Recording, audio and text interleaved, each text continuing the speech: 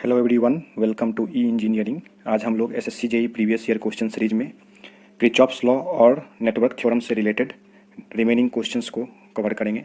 तो first question जो है वो सब्स्टिट्यूशन थ्योरम से रिलेटेड क्वेश्चन है कि इसमें से कौन सा स्टेटमेंट जो है वो सही स्टेटमेंट है सब्स्टिट्यूशन थ्योरम के लिए। तो सब्स्टिट्यूशन थ्योरम क्या होता है, पहले उसको हम लोग समझ लेते हैं। अगर कोई नेटवर्क एक दिया हुआ है और उस गिवन नेटवर्क में अगर कोई ब्रांच रेसिस्टिव ब्रांच है, इस ब्रांच में जितना वोल्टेज ड्रॉप है या इससे जितना करंट फ्लो हो रहा है, उसी वोल्टेज ड्रॉप या उसी करंट का जो वैल्यू है उससे हम इसको रिप्लेस कर सकते हैं। दैट मीन्स उसके जगह इस रेसिस्टिव एलिमेंट्स की जगह उसको सब्स्टिट्यूट कर सकते हैं। तो रेसिस्टेंस की जगह या तो हम लोग वोल्टेज सोर्स लगा सकते हैं और इसका वैल्यू जो होगा वोल्टेज का वह इसके अक्रॉस के वोल्टेज ड्रॉप के बराबर होगा, या फिर इसको रिप्लेस करके हम लोग यहाँ पे करंट सोर्स लगा सकते हैं। दैट मीन्स इस एलिमेंट को हम लोग रिप्लेस कर सकते हैं बाय यूजिंग वोल्टेज सोर्स और बाय यूजिंग करंट सोर्स, और इसका जो वैल्यू होगा वोल्टेज और करंट का उसमें कोई चेंज नहीं आना चाहिए। और साथ में ये जो पूरा नेटवर्क है, इस पूरे नेटवर्क के किसी भी वैल्यू पर कोई इफेक्ट नहीं आना चाहिए। यही आपका सब्स्टिट्यूशन थ्योरम है। तो इस अकॉर्डिंग टू दिस थ्योरम अब हम लोग देखते हैं कि यहाँ पे कौन सा स्टेटमेंट जो है वो सही है।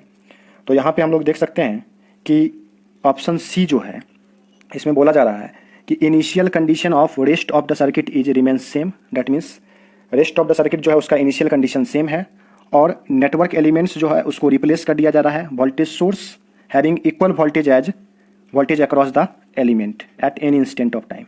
तो ये स्टेटमेंट जो है वो सही स्टेटमेंट है। अब रिमेनिंग स्टेटमेंट को भी देख लेते हैं। तो फर्स्ट स्टेटमेंट जब आप देखेंगे तो उसमें है initial condition of rest of the circuit change.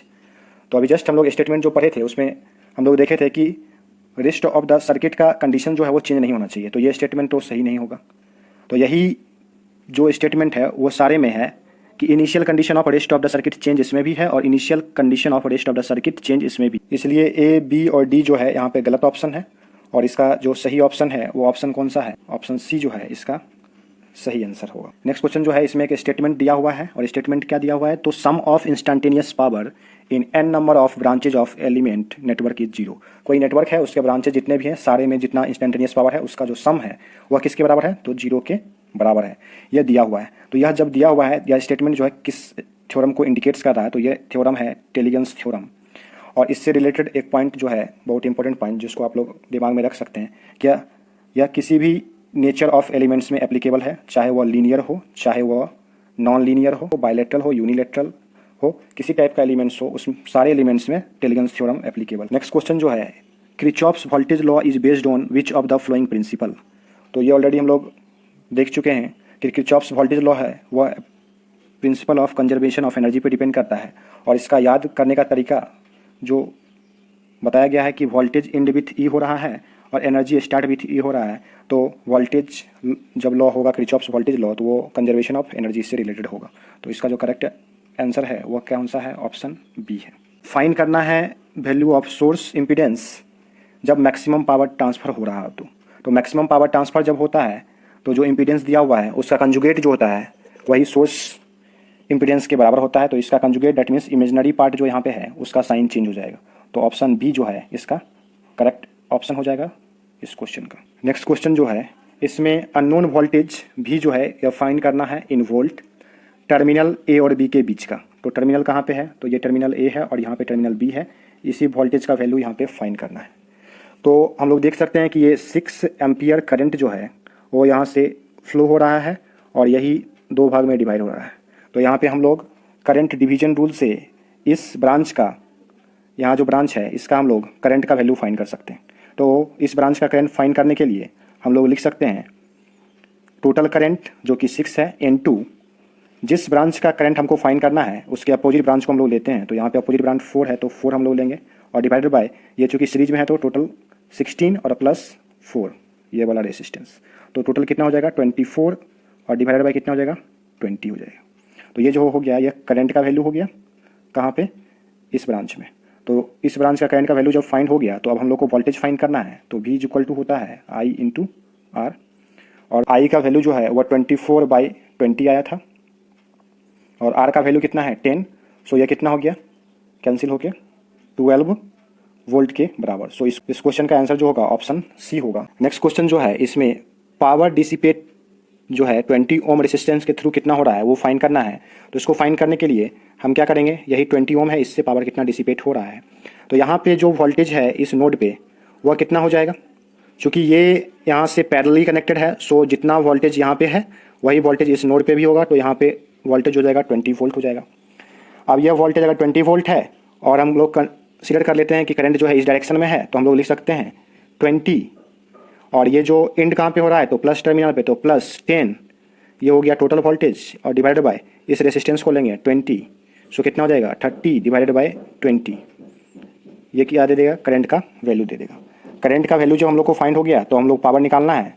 तो हम लोग जानते हैं P = I² इंटू R होता है, और करंट का वैल्यू कितना आ गया है 3/2, तो 3/2 का स्क्वायर और इंटू रेजिस्टेंस का वैल्यू, और जब इसको हम लोग सॉल्व करेंगे तो इसका वैल्यू जो आ जाएगा वो आ जाएगा 45 के बराबर। सो आंसर कितना हो जाएगा 45 वाट। नेक्स्ट क्वेश्चन जो है इसमें पावर डिसिपेटेड इन वाट जो है बाय 25 ओम रेसिस्टर ये फाइंड करना है। तो इस सर्किट में 25 ओम रेसिस्टेंस यहाँ पे है, इसी के थ्रू जो है कितना पावर डिसिपेट हो रहा है वो फाइंड करना है। तो इसको सॉल्व करने के लिए सबसे पहले ये जो पार्ट है इसमें सोर्स ट्रांसफॉर्मेशन अप्लाई करना होगा, और यहाँ जो पार्ट है इसमें भी सोर्स ट्रांसफॉर्मेशन अप्लाई करना होगा। तो दोनों जो करंट सोर्स है उसको कन्वर्ट करके वोल्टेज सोर्स में बदलना होगा। तो मॉडिफाइड सर्किट जो बनेगा वो कैसा बनेगा, तो मॉडिफाइड सर्किट हम लोग बना रहे हैं यहाँ पे। तो पहले वोल्टेज यहाँ पे बनेगा और उसका वैल्यू कितना होगा, तो ये 10 × 5 V = I × R होता है, तो ये कितना होगा 50 वोल्ट हो जाएगा। और यही रेजिस्टेंस जो पैरेलल में है वो यहाँ पे अब सीरीज में आ जाएगा वोल्टेज सोर्स में। नेक्स्ट जो है ये 25 ओम रेजिस्टेंस है, तो ये 25 ओम रेजिस्टेंस आ जाएगा, और फिर इस वाले पार्ट को हम लोग वोल्टेज सोर्स में कन्वर्ट करेंगे। तो रेजिस्टेंस आ जाएगा ये वाला जो है वो सीरीज में 5 ओम का, और नेक्स्ट जो है वो ये यहाँ का जो वोल्टेज है इसके कारण से, तो ये 10 × 5 फिर से क्या हो जाएगा 50 हो जाएगा। दैट मीन्स यहाँ पे भी जो सोर्स है उसका वोल्टेज कितना है 50 वोल्ट है। तो अब हम इस सर्किट को सॉल्व करना है और इसमें फाइंड करना है कि पावर डिसिपेट जो हो रहा है वो 25 ओम में कितना हो रहा है। तो इस सर्किट में ये जो पॉइंट है और इस पॉइंट, दैट मीन्स इस दोनों पॉइंट के बीच जब आप देखेंगे तो यहाँ पे भी 50 वोल्ट और यहाँ पे भी 50 वोल्ट है। दैट मीन्स पोटेंशियल डिफरेंस जब आप निकालेंगे दोनों का, तो V मान लेते हैं इसको पॉइंट A और इसको मान लेते हैं पॉइंट B, तो VAB = क्या आ जाएगा 50 - 50 = 0। दैट मीन्स पोटेंशियल डिफरेंस जो है वह 0 है। सो कोई करंट फ्लो नहीं होगा, I का वैल्यू भी 0 हो जाएगा, और इसी तरह से पावर जो है डिसिपेटेड उसका वैल्यू भी 0 हो जाएगा। चूँकि करंट का वैल्यू 0 है, सो I² × R, तो पावर का वैल्यू भी 0 हो जाएगा। तो इस क्वेश्चन का आंसर जो है वह कौन सा हो जाएगा, तो ऑप्शन A हो जाएगा। नेक्स्ट क्वेश्चन जो है इसमें total current I in ampere find करना है, और सर्किट डायग्राम जो है वो नीचे गिवन है। यहाँ पे जो करंट का वैल्यू है इसी को फाइंड करना है। तो इस सर्किट को सॉल्व करने के लिए हम लोग जब सर्किट को हम लोग यहाँ पे देखते हैं तो ये जो है एक बैलेंस्ड ब्रिज की तरह है, क्योंकि इसका जो अपोजिट आर्म का जो रेसिस्टेंस का वैल्यू है उसका मल्टीप्लिकेशन इस अपोजिट आर्म के रेसिस्टेंस के वैल्यू के बराबर है। सो ये ब्रिज किस टाइप का ब्रिज है, बैलेंस ब्रिज है। और जब यह बैलेंस ब्रिज है तो इसके जो मिडिल में जो ये रेसिस्टेंस है यह ओपन हो जाएगा, और यहाँ जस्ट लाइक ओपन सर्किट की तरह काम करेगा। अब जब यह ओपन हो जाएगा तो ये जो रेसिस्टेंस है 3 ओम और ये रेसिस्टेंस 3 ओम एक दूसरे से सीरीज कनेक्टेड हो जाएगा, तो इसका वैल्यू जो है वो 6 ओम आ जाएगा कंप्लीट होके। सिमिलरली ये 3 ओम कंप्लीट होके 6 ओम आ जाएगा, और ये दोनों रेसिस्टेंस एक दूसरे से पैरेलल होगा, और पैरेलल में वैल्यू अगर इक्वल हो तो वो हाफ हो जाता है, तो फाइनली जो है वो 3 ओम आ जाएगा। तो अब हम इस सर्किट को अगर ड्रॉ करेंगे तो ये सर्किट कुछ इस तरह से हो जाएगा।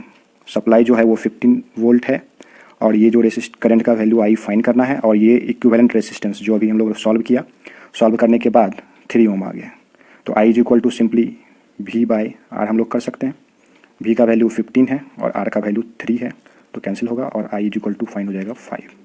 सो इस क्वेश्चन का आंसर जो है वह हो जाएगा 5 एम्पियर, ऑप्शन C हो जाए। नेक्स्ट क्वेश्चन जो है इसमें नॉर्टन करंट इन एम्पियर और Norton resistance in ohm find करना है, और सर्किट डायग्राम दिया हुआ है। तो इस टाइप के क्वेश्चन में मैंने पहले भी बताया था कि पहले हम लोग नॉर्टन रेसिस्टेंस RN फाइंड कर लेंगे, और अगर ऑप्शंस जो है सभी डिफरेंट है, तो इस क्वेश्चन में ऑलरेडी हम लोग देख रहे हैं कि ऑप्शन जो है RN का वो हर एक में डिफरेंट है, हर एक ऑप्शंस का। तो हम एक ही वैल्यू सॉल्व करके आंसर को टिक मार सकते हैं, और क्वेश्चन और जो एग्जामिनेशन में हम लोग टाइम सेव कर सकते हैं। तो इस क्वेश्चन को सॉल्व करने के लिए हम लोग RN फाइंड करते हैं। RN फाइंड करने के लिए इसको हम लोग को शॉर्ट सर्किट करना पड़ेगा, वोल्टेज सोर्स क्या होता है, independent voltage source is short circuited. और जो यहाँ पे लोड रेसिस्टेंस के अक्रॉस ही हम लोग आयरन निकालना है, डेट मीन्स ये वाले पार्ट को ओपन सर्किट करना है, मतलब ये ओपन हो गया और यहीं पे हम लोग आयरन फाइंड करेंगे। तो जब देखेंगे तो ये 8 ओम और यह 8 ओम एक दूसरे से क्या हो गया, तो एक दूसरे से पैरेलली कनेक्टेड हो गया। पैरेलली कनेक्टेड डेट मीन्स इसका और वैल्यू सेम है, डेट मीन्स आधा हो जाएगा तो 4 ओम हो जाएगा।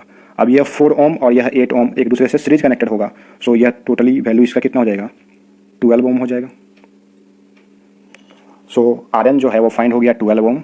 और हम लोग ऑप्शंस देखेंगे तो एक ही ऑप्शंस है जिसमें 12 ओम अवेलेबल है, तो हम विदाउट नॉर्टन करंट को सॉल्व किए आंसर टिक मार सकते हैं कि ऑप्शन ए जो है वो सही आंसर होगा।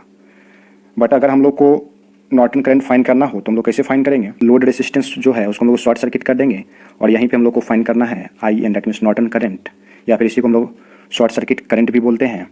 तो यहाँ पे सिंपली इस नोड पे हम लोग को नोडल एनालिसिस लगाना है। हम लोग लिख सकते हैं V minus 28 divided by 8 plus V divided by 8 plus V divided by 8 equal to 0। और इससे हम लोग फाइंड कर सकते हैं वोल्टेज का वैल्यू। तो V इज इक्वल टू आ जाएगा 28 डिवाइडेड बाई 3। ये वोल्टेज का वैल्यू हो गया। और करंट फाइंड करना है तो हम लोग सिंपली फाइंड कर सकते हैं V इज इक्वल टू होता है I इंटू R।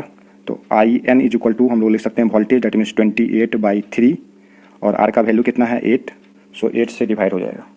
तो ये फाइनली हो जाएगा 28 डिवाइडेड बाई 24। जब इसको हम लोग सॉल्व करेंगे तो इसका वैल्यू आ जाएगा 1.167। सो इस क्वेश्चन का आंसर जो होगा वो ऑप्शन ए हो जाएगा।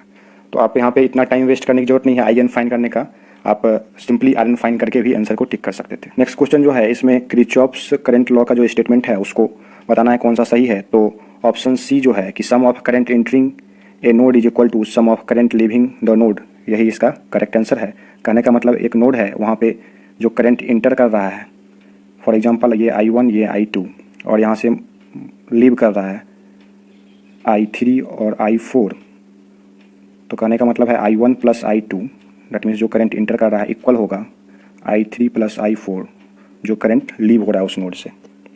तो स्टेटमेंट सी जो है इस क्वेश्चन का वो करेक्ट ऑप्शन। नेक्स्ट क्वेश्चन जो है Tellegen's theorem is based on principle of, तो टेलीगन्स थ्योरम जो है वह कंजर्वेशन ऑफ एनर्जी प्रिंसिपल पर बेस्ड है।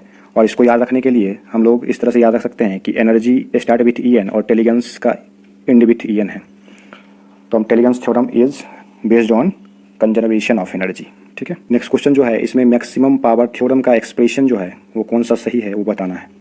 तो हम लोग जानते हैं कि P max is equal to होता है VTH का स्क्वायर डिवाइडेड बाई 4RTH। तो यहाँ पे 4RTH किसी में नहीं है, तो RTH और RL का वैल्यू जो है बराबर होता है, इसलिए ऑप्शन डी जो है वो करेक्ट ऑप्शन होगा।